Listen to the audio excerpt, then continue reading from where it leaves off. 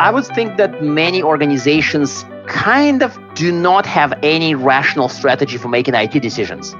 And I think their alternatives would be to call an analyst or sort of screw up. Now think about something like threat intelligence and understanding the attacker motivations. It doesn't have the IT brother. Like AppSec has an IT brother, application development. NetSec has an IT brother, networking. But Threat Intel does not have an IT brother. Security is about paranoia and fear, and that's what makes it difficult for engineers to think about misuses of their platform. You can't pay for security because it involves educating your users and figuring out your personal risk profile and getting everyone's buy-in into it. Everyone in your org has to be bought into what you decide is your level of security. Hello, and welcome to OllieCast, the podcast about observability. I'm Charity Majors, co-founder of Honeycomb.io. And I'm Rachel Chalmers with Merion Ventures. OllieCast is brought to you by Heavybit, a program that helps companies building cloud infrastructure, developer tools, and APIs take their products to market. For more information, visit heavybit.com. If you're interested in being a guest on this show, or if you'd like to suggest a topic or a speaker, find us on Twitter at OllieCast, O11YCAST. How has InfoSec changed as distributed systems get bigger and more complicated?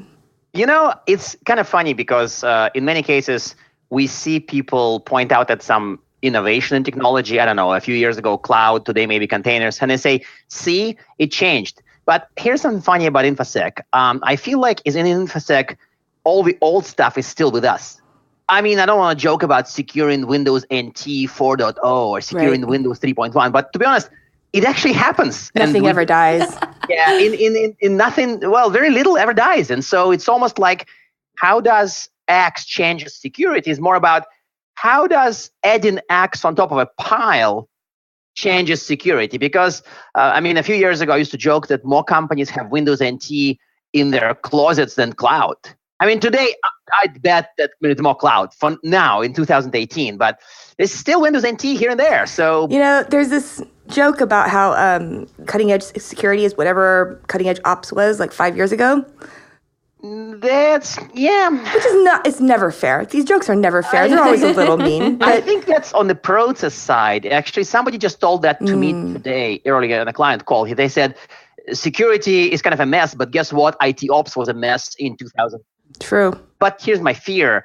IT ops has grown up. I'm not sure security is capable of growing up. So it's kind of, I have a fear. Maybe it will, but I wouldn't be shocked if it won't. Well, this seems like a good time to introduce yourself. Okay, so my name is Anton Chuvakin, and I have this kind of a little bit role at Gartner for technical professionals because, and here's why it's funny. People often associate big analyst firms with giving advice to business stakeholders, but most of our work is actually giving advice to technologists. So I work at Gartner, but I mostly advise implementers and people who architect, operate, deploy, and not necessarily people who write checks. So that's why it's a little peculiar. And I deal with all sorts of monitoring tech, intelligence, threat intelligence in this case, incident response, vulnerabilities. I don't deal with software security. I don't deal with, antivirus, but I deal with a lot of monitoring, detection, response type stuff. And of course, I have my hands full with that. Cool. You're among your people here, not only in that we're obsessed with monitoring, but I'm a fellow analyst. High five, analyst secret handshake. You retweeted that amazing piece by Brad Feld talking to vendors, early stage founders, about how to manage their analyst relationships. And it brought up a lot of traumatic memories for me. So I'm going to ask you a question I ask myself at 3 a.m. On balance, do you think the analyst industry has been good for tech, or has it been the other thing? Actually, it's kind of funny that you use the same metaphor. I actually use the 3 a.m. question very often on client calls. I say, well, here's the 3 a.m. vendor shortlist. If I don't know anything about your company and you just tell me top 3 vendors for doing X, at 3 a.m. I would give you these 3. But generally speaking, that's my kind of off the top of my head answer. So for 3 a.m. answer here is, I would say mostly positive. And here's why. I would think that many organizations kind of do not have any rational strategy for making IT decisions.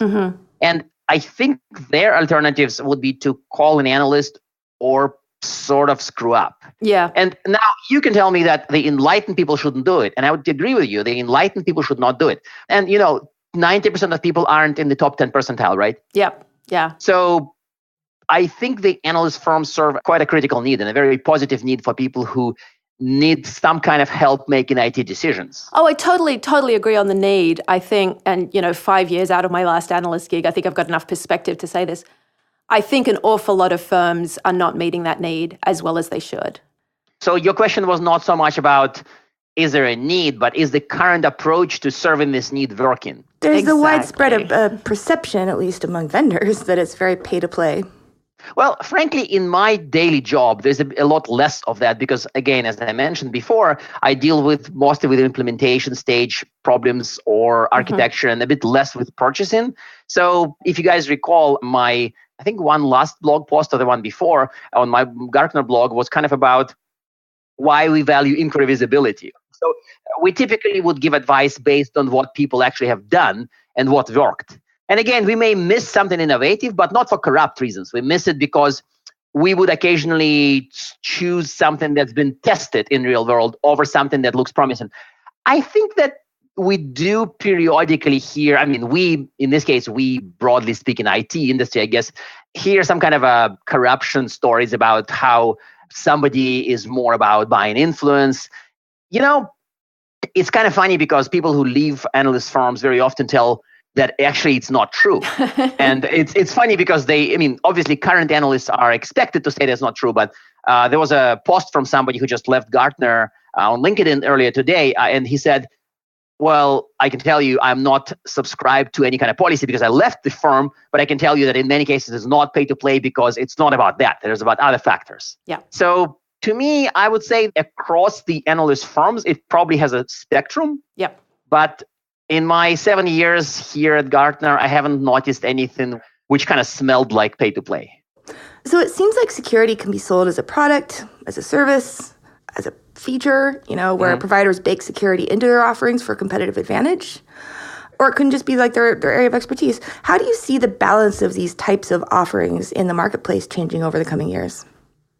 So in this case, I'll refer to yet another blog post from the last few weeks, because the one thing I want to point out here is that I have a bit of a fear that security is falling a lot more to services than in the past. And I do encounter organizations that simply don't have time to pick a critical security task that you think is absolutely essential and you're going to die if you don't do it. And they say, actually, we don't have time for it. Why is that a fear, though? How is it a fear? It seems like specialization is a natural part of growth. Doesn't it tie back to the analyst question, though, where people are creating the fear, even though it's not entirely rational, just in order to build their businesses? And so the actual threat model gets lost in the purchase order discussion. But we can't ask everyone to be an expert in everything. No. Can't. And I don't want to put words in your mouth, Anton, but I don't think that's what you're saying. You're saying that there's a desire on the part of consultants to persuade enterprises that even basic security stuff is hard. No, I don't think that's at all. They're just checking a box. No, I don't. I think it's the other way around. I think that I would talk to a client and they may say that actually that's a particular story inspired by a real conversation where they said, we don't have time to do log management. And I said, log management actually doesn't take that much time. Right. I mean, perhaps some kind of analytics effort requires an expert, but log management, a monkey can do it. It's very easy. And they said, you know what? We just don't have time for it. And I said, this to me was kind of eye-opening because I'm like, well, actually, you guys are busy. Well, but log management seems like a great example of something that you should outsource because it's not key to delivering value to customers. There are lots of people out there that can do it more cost-effectively, and more scalably. And the thing is, it's not logs itself. It's all of the tens of thousands of little things that comprise building and maintaining an infrastructure that together add up to an infinite amount of time. And you just have to make hard decisions about where your time goes. That's true, but also people who try to outsource more occasionally had a bad time. Yeah, sometimes. And so sometimes in the monitoring detection area, we do see a lot of discussions with clients about managed security services, which were frankly kind of a disaster. Yes. Yep. So it's funny because it's almost like sometimes I see in my rare depressed moments, I see that outsourcing security has failed. Doing security on your own has failed, and using consultants for security has also failed. So essentially, and by the way, giving it to machines has also failed. Oh yeah. So who's doing it well, and what are they doing? I would say that I see more successes down the path of being very tactical with some of these delegation, outsourcing, services decisions. So instead of saying, here's money, give me security, which almost never goes well, I may tell you that, hey, I don't have time to do logs, but I have time to profile my users, profile access to see whether they're doing something unusual. So you deal with my logs, but you give me access to this part of the system so I can actually see which of my users are behaving badly. So I would outsource very tactically, and hopefully you do a good job with keeping my logs, and I would do a job that only I can do because I know my users and you don't. So to me, I've seen more of this type of a mesh of services and products. It's like the innovation tokens theory, that famous Dan post by Dan, where he says, if you're a startup, imagine you have 3 innovation tokens, spend them wisely. Yes. And you want to spend them on the things that are your core, how you provide value to users, or, in this sense, it's the things that could make or break you as a business. Those are the things you should spend your security tokens on. True, that I like that, but there's a bit of a fear because some of your questioning kind of leans towards a position that I see is very risky, because we do see some companies who say, we're going to outsource all of it because security is not our core business. This kind of goes like people who say, but security is a human thing. Yeah, but the thing is, it's like you don't say like not dying in a fire is your core business. So I would not do any sprinklers because I would just hire somebody to like magically protect me. You can't pay for security because it involves educating your users and figuring out your personal risk profile and getting everyone's buy-in into it. Everyone in your org has to be bought into what you decide is your level of security. So this ties in really well to this discussion that's been going on around Elon Musk and his submarine for the caves. Which was this amazing collision between Silicon Valley's idea of engineering-led innovation and just parachuting a technocrat in there versus the safety culture that was represented by the cave divers and that you see in emergency medical care and aviation accident investigation. And so you had these two very different ways of approaching. And in this particular case, the safety culture was clearly superior because the boys got out before Elon even got his sub down there. I see InfoSec playing so strongly on the Elon Musk side of the fence, and a lot of my knee-jerk reaction against InfoSec marketing is that it is all based on fear and this idea of the superior technocrat. How do you see that safety culture versus innovation discussion playing out? I think that you described perfectly exactly one half of security because the other half is very often about people who are very much mired in the 1980s type of rulemaking, access control, Rainbow series, mainframes. I've hacked into the mainframe. Right. I'm in. And it's almost like they're not about innovation. They're kind of about the culture of no and like, oh, we've always done it. And no, you don't get access because we never gave access to such and such role. So some of the security does not feel like a very innovation-led silver bullet kind of stuff. Some of it feels like, oh, we're going to be compliant with, let's pick something really old, NIST 853. This is like a NIST guidance for FISMA, I think. So it's like early 2000s, maybe late 90s. And they're going to just go by the book. And the book is a friggin' 20 years old. Yeah. So I think the security is a really bizarre mix of like slapdash innovation, which is sometimes disconnected from the real world, and something that's very old rules, 1980s type government stuff that was probably not relevant to most startups today and most regular businesses, but they still push it. So I don't know. It's kind of hacked submarine and something like a steam submarine from the 1903 that barely... It's a Civil War submarine, yeah. It's a Civil War submarine. Yeah. That's exactly right. So because it sort of like goes one way only down, but that's a separate story. And that's totally fair. I accept and embrace your qualification, but how can we be better? I mean, we're living in a world where our infrastructure is vulnerable to like massive state-backed attacks with, hugely negative consequences. InfoSec really needs to step up, and it can't step up with this jerry-rigged arrangement.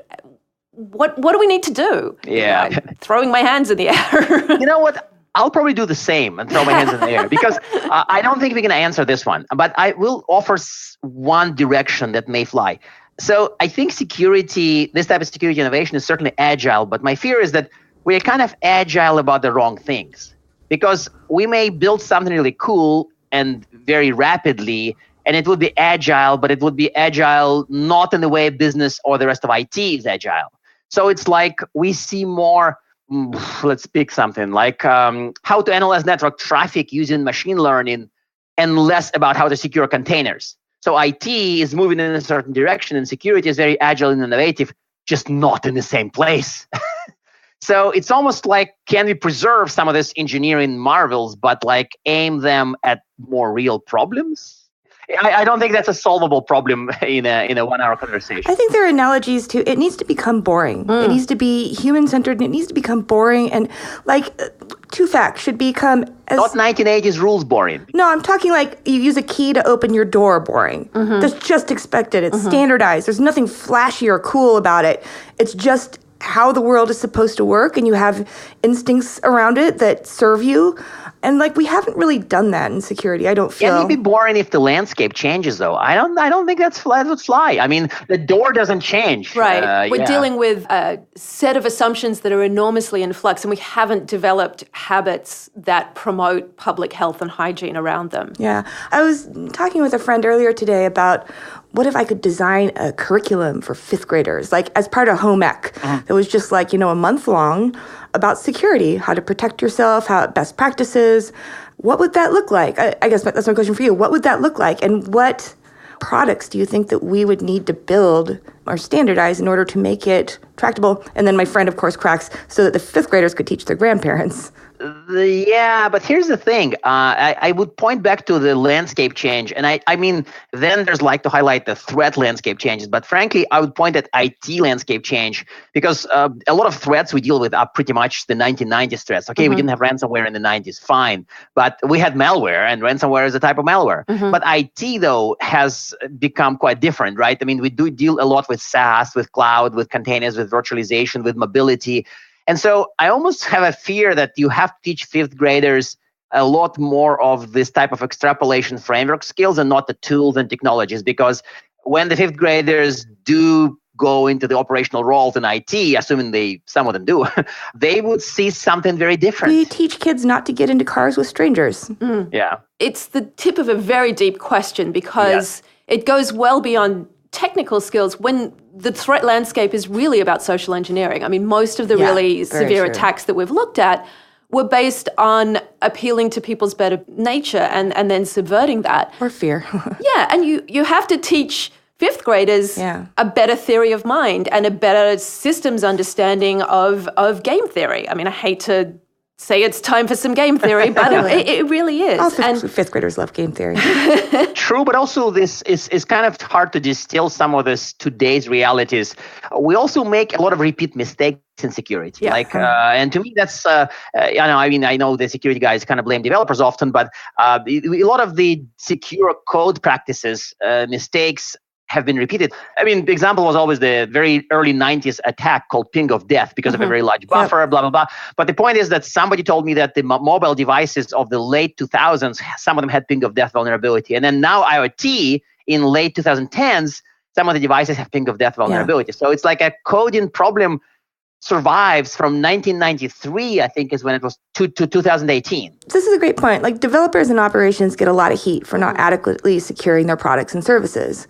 At the same time, a lot of InfoSec tooling and capabilities have a very distinctly by security people, for security people sort of feel to them. They don't, like they can be very similar to products in other spaces, and yet they feel completely differently. It gives off these waves of not for you, not for you. There is a priesthood and you're not in it, you know? So how can devs and ops take more ownership of their security by integrating these security principles and capabilities into their day-to-day functions? How can we increase the ownership so that it's not such a priesthood? I would still try to separate, kind of build a line a little bit. And maybe on the one side, there would be a set of tools where we need to do it. And there would be a type of a category of practices or tools where you kind of don't have to do it. I don't understand. What? Like, for example, my colleagues on the team deal with application security. So that means security of applications. So they deal with developers and they deal with things of that sort. So like network security is about networking. So all these domains, what you said applies. Now think about something like threat intelligence and understanding the attacker motivations. It doesn't have the IT brother. Like AppSec has an IT brother, application development. NetSec has an IT brother, networking. System security has an IT brother, but threat intel does not have an IT brother. I'm going to disagree with you there. I think the IT brother is customer empathy. Yeah. Yeah, but it's a very tenuous connection. No, let me explain. One of the challenges that engineers have is that engineering is a fundamentally optimistic discipline, and engineers build platforms with the idea that the street will find its own uses for things, that people will take what they build and do cool stuff with it. Yeah. Security is about paranoia and fear, and that's what makes it difficult for engineers to think about misuses of their platform up the front. But if we expand the idea of user empathy to include malicious actors, I think we can bring those two domains closer together. There's a lot of similarities between this parallel that you're drawing between dev and security and just dev and ops, you know?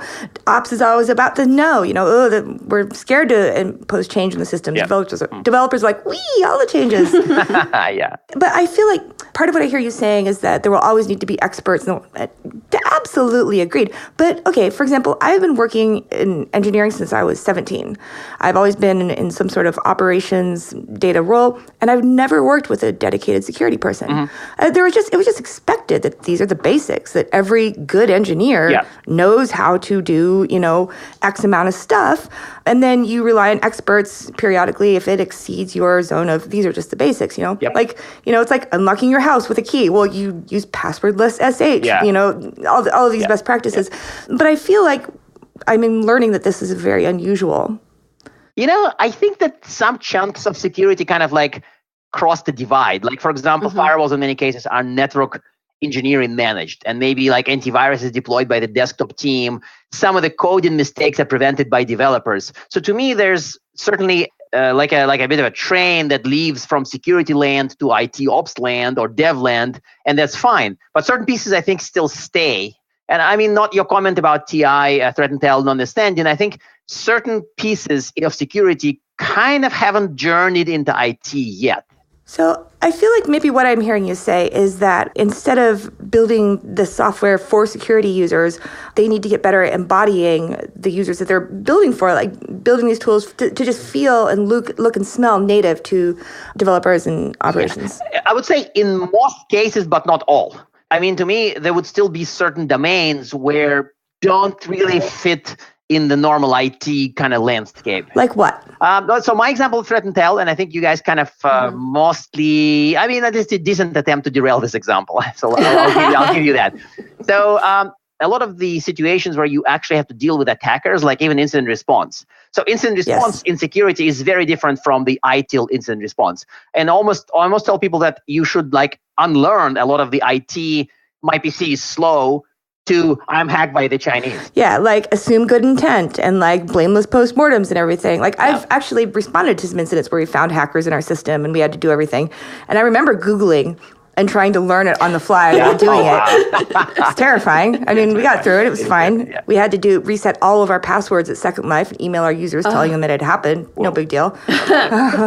Anyway. So like IR is an example where I think that a lot of this benefits from backgrounds other than IT. It may be psychology, it may be law enforcement, and then military. I don't know. But the point is not IT.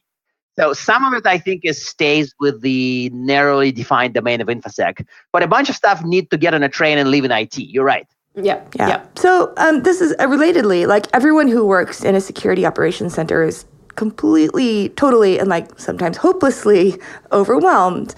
And a big part of that is lack of context for the alerts they're getting, not knowing what alerts they aren't getting, what's falling through the cracks. It's not obvious from the data collection that's being done. It's easier to respond to the things that bark in the middle of the night. And security people, being the paranoid people that they are, spend a lot of time just worrying and fretting about what they aren't seeing as they should. Well, hence, that's what made threat hunting kind of appear as a practice, right?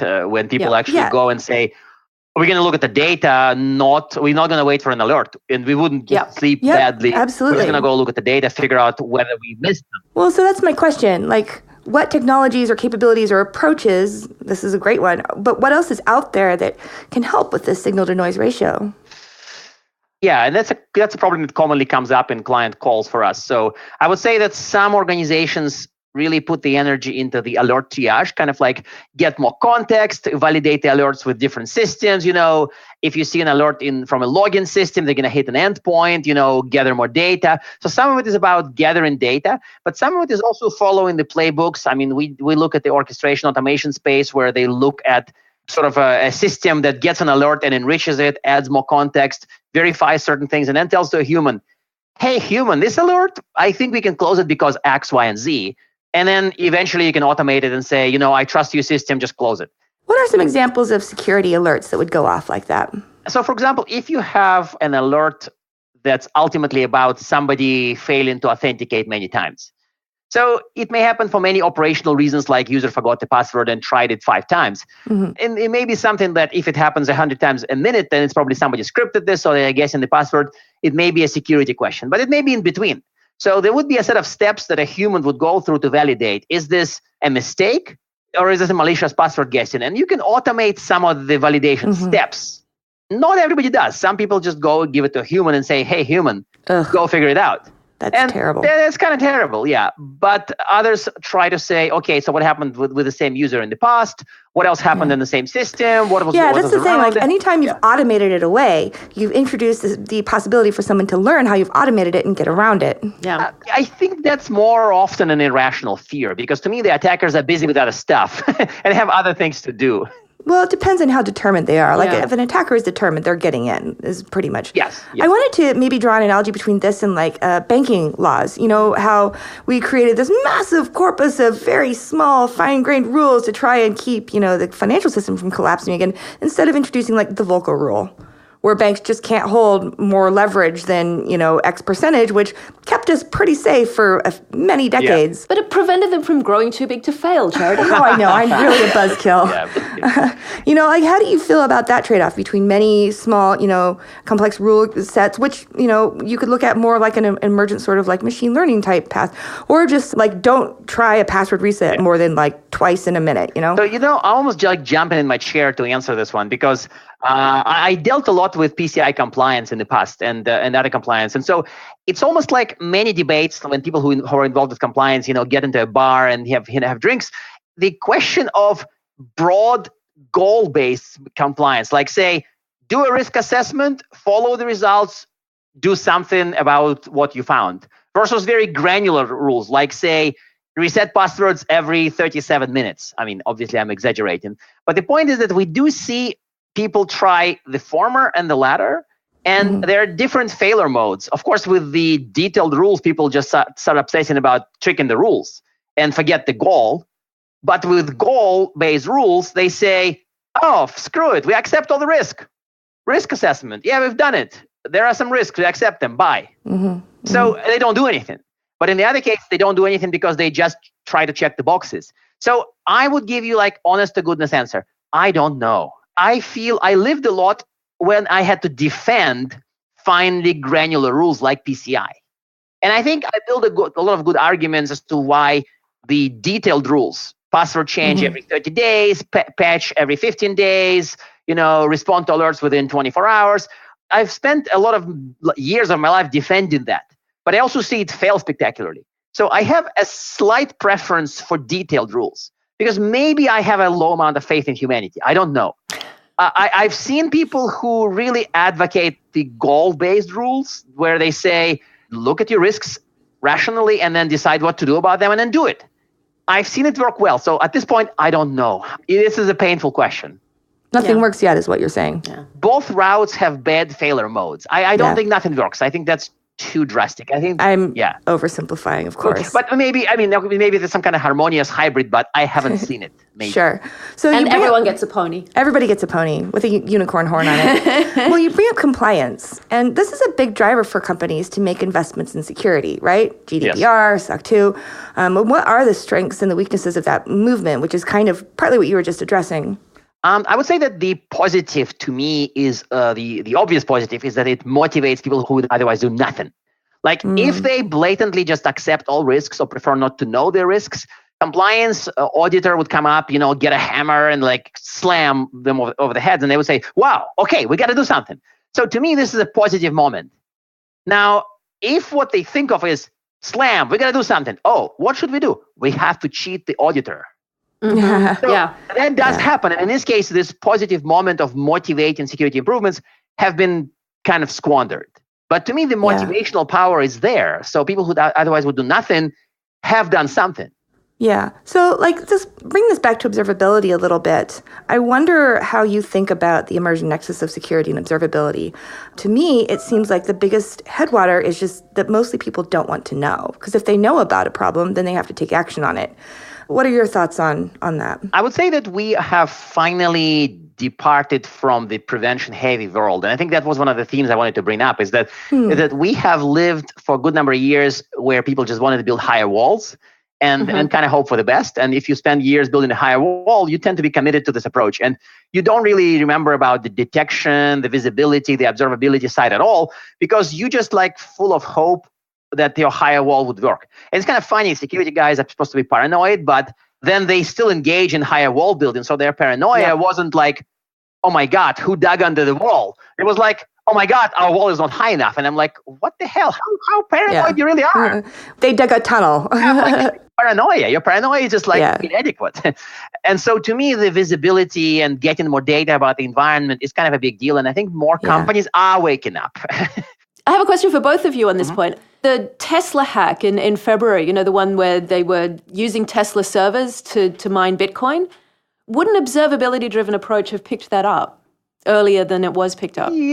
Probably a preventative approach would have stopped it. I mean, to me, this seems like a fairly low-end problem. It's not exactly, the Chinese stealing the electric car secrets, right? It's more about somebody mining Bitcoin. Which is why it's fun to speculate about, So I think that it's a question of observability is, can you ask any question? And you still have to have the desire to go and ask the question. Now, we see outliers all the time in our systems of various types. I have no doubt that these servers generated all kinds of outliers. Network traffic was probably saturated. CPU was probably off the charts. Resource consumption was certainly impacted. So often what we find is even people who roll out very sophisticated observability, they don't have the time or the curiosity, the inclination to, and you can't go track down every single outlier that you see. So it has to be an outlier that in some way impacted your code running or your, the execution of your daily activities. Because that's what, if I'm just sitting there and I see some blips on the wall, I'm like, well, who knows, But if I am investigating something because something's wrong and I see some blips, I'm going to go look at those. So I think the answer is maybe. It certainly has the ability to, but it needs the human element too. I would say the part about anomalies being kind of, and that's basically the hell I give often to the vendors of all sorts of machine learning stuff, right? Because they show anomalies that are mathematically anomalous, but operationally not anomalous. If you don't think you have any anomalies in your system, then your tools are just terrible. Right. But the point is many anomalies are benign. It's just anomalous. Yeah, absolutely. It's mathematically strange, but operationally not strange at all. So to me, that's why I have a bit of a fear that some people who want to rely too much on automation would end up being flooded by anomalies of the mathematical kind and not of the operational. Oh, this is why, everybody wants machine learning and AI to take care of their problems for them. But in fact, A, false positives are incredibly expensive. And B, like you said, your systems are flooded with anomalies at any given time. And if you're shipping code every day, your baseline is changing too. And you can't train your corpus of data off of anyone else's production systems. It has to be local to you. Yes, correct. To a large extent, that's exactly correct. That's why I'm a little bit afraid of the ML claims.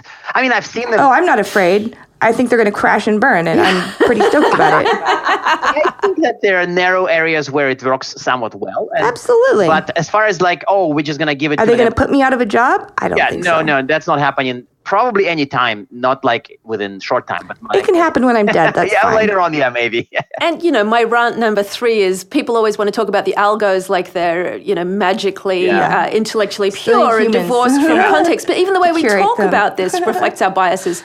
Calling unusual events black swans. Until I was 21, I'd never seen any other kind of swan. Black swans are like pigeons where I grew up, Oh, cool. All right. So I think this is our last question. If you were a hegemon for the day, what one security-related law globally would you impose on the world? Say 10 years. No one can alter it or repeal it. And what one law would you repeal? Just to try and make the world a better place for humans and security. That's a tough one because I just spent some time explaining how maybe high-level goals don't work, but also detailed guidance that tie to a specific tech also don't work.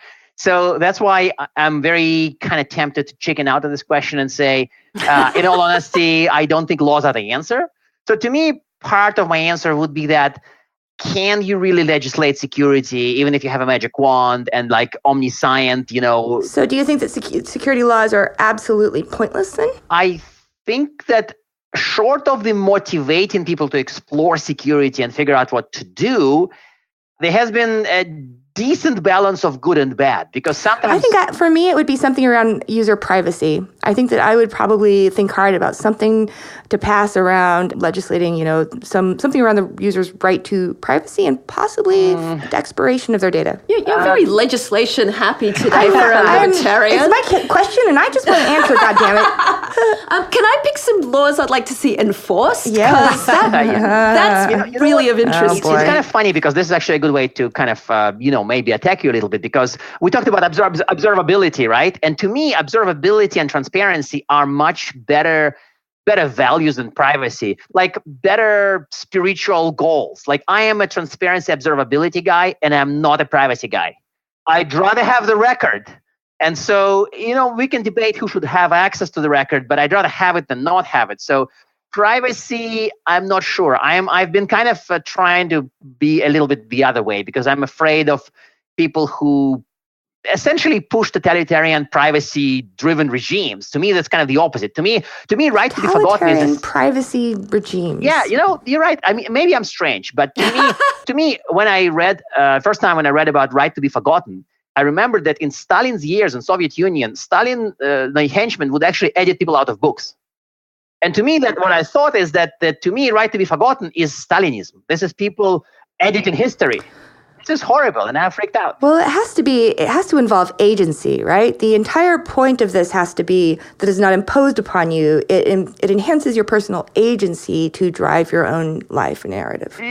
But who's the judge? And so I'm nervous of that. I am. So I would say I'm more afraid of that. Oh, you are. Well, then now we're saying. I know I'm the agency. No, just kidding. Anyway. Yeah, and my counterexample to the Stalinist approach of airbrushing history is that when Google Buzz was introduced, one of my friends who had successfully eluded her abusive ex-husband, because Google Buzz connected your friends of friends to your friends through contact details, her abusive ex-husband found her home address.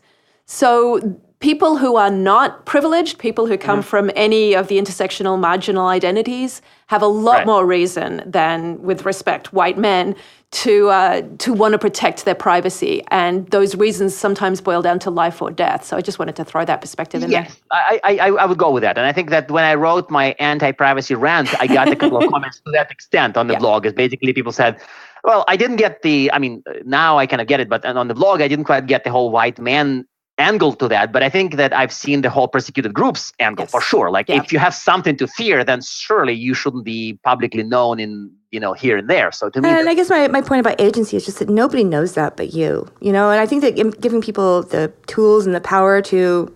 No, because people genuinely don't want bad stuff to be known for no good reason. Like I committed a crime and I don't want you to know because, hey, I have agency. No, I think transparency trumps it. Transparency trumps it. Well, okay, now that's a completely different issue. Like if you have committed a crime, you give up certain freedoms. So now I'm going to play devil's advocate and argue against my own interest, which is Parabon has been doing this incredible work closing cold cases by getting DNA from rape kits 30 years old. Mm-hmm. And then the investigators put them up on Ancestry.com and the other DNA sites. They find close family members, and then they trace the family tree to find the killer. And this is how they found the Golden State Killer. This is how they found the cold case the other day. I feel really, really confused about that because on the one hand, justice and lock them up. On the other hand, you can never hide. Oh, Jesus. Yeah. My DNA is mine, and that's super creepy and weird. So I'm having a lot of emotions about it. Yeah, DNA, yes, but like your name, your likeness, I'm not sold it's yours. And I think that I'm surprised about it because in the same blog post, I kind of said that, this is like a uniquely Western concept. And in some other countries like China, maybe Russia, maybe others, this is kind of not how people think about it. So I think that I'm not... Yes, well, the communitarian cultures continue clashing with, our idea of modern... I don't think that's a democracy totalitarianism. I didn't say that. I said communitarian. Communitarian. Versus individualistic. I'll give you a maybe on this one. I don't know because But to me, that's a big, interesting debate to have. So basically, my short answer to your question as far as privacy, probably I would not do privacy laws because I'm afraid of them going wrong. And I'm still afraid of GDPR going wrong, by the way, too. Interesting. What's the worst case scenario for GDPR? Europe becomes a digital third world where technology beyond typewriter is forbidden. Yeah. That's the super extrapolated vision where Europe is a technology-free zone, is an IT-free zone. Well, with that nightmare vision of 1930s Paris, yes. We've taken up so much of your time. Anton, it's been an absolute delight. We'd love to have you on again. We barely scratched the surface of stuff that we can discuss here, so thank you so much. Well, that's all we have time for today. If you're interested in being a guest on the show, or if you'd like to suggest a topic or speaker, find us on Twitter at OllieCast, O11YCast. To learn more about HeavyBit, visit heavybit.com to check out the library. It's packed with amazing talks on sales, marketing, product, and general management from founders of developer tools companies and other industry leaders. Have a lovely day.